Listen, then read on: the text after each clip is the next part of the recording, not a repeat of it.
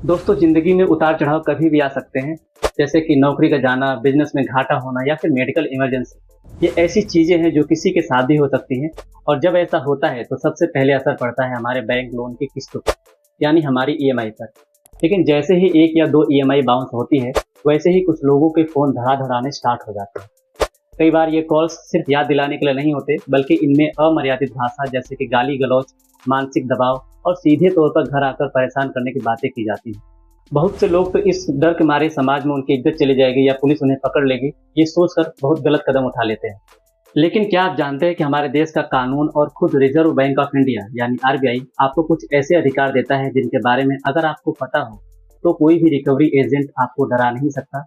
आज के इस वीडियो में हम बहुत ही आसान शब्दों में जानेंगे कि अगर आप किसी वजह से लोन चुका नहीं पा रहे हैं और कोई रिकवरी एजेंट आपको परेशान कर रहा है, तो आपको कानूनी रूप से क्या करना चाहिए, आपकी क्या गलतियां आपको भारी पड़ सकती हैं और आप इसकी शिकायत कहां और कैसे केस दर्ज करा सकते हैं, इसके बारे में जानेंगे। तो इस वीडियो को पूरा देखिएगा, क्योंकि यह जानकारी आपके और आपके किसी करीबी के लिए बहुत काम आ सकती है।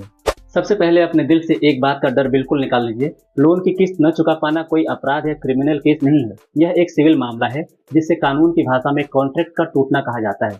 इसलिए कोई भी बैंक या एजेंट आपको सीधे जेल भेजने की धमकी नहीं दे सकता। अब बात करते हैं उन रिकवरी एजेंट्स की जो सुबह सुबह आपके घर पहुंच जाते हैं या रात को फोन करते हैं। साल 2022 में रिजर्व बैंक ऑफ इंडिया यानी आरबीआई ने एक बहुत ही सख्त मास्टर सर्कुलेशन जारी किया था। इस सर्कुलर के मुताबिक कोई भी रिकवरी एजेंट आपको सुबह 8 बजे से पहले और शाम को 7 बजे के बाद फोन नहीं कर सकता। इतना ही नहीं, वे आपको गुमनाम नंबरों से कॉल करके डरा नहीं सकते। उन्हें आपके घर या दफ्तर आने से पहले आपको सूचित करना होगा, और जब वे आएं तो उनके पास बैंक का आधिकारिक पहचान पत्र यानी आईडी कार्ड और ऑथराइजेशन लेटर होना बेहद जरूरी है। अगर कोई एजेंट आपके रिश्तेदारों को फोन करके बदनाम करने की बात करता है, आपके घर के बाहर आकर चिल्लाता है या आपके साथ बदतमीजी करता है, तो वो सीधे तौर पर कानून का उल्लंघन कर रहा है।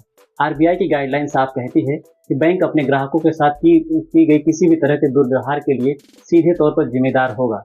अगर एजेंट गलती करता है तो उसका खामियाजा बैंक को भुगतना पड़ेगा।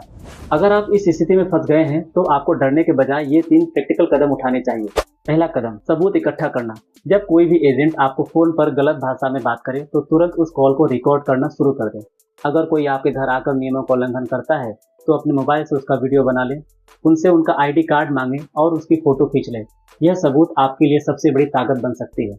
दूसरा कदम है बैंक से सीधा संवाद। डर कर अपने फोन को बंद करना या फिर भागना सबसे बड़ी गलती होगी।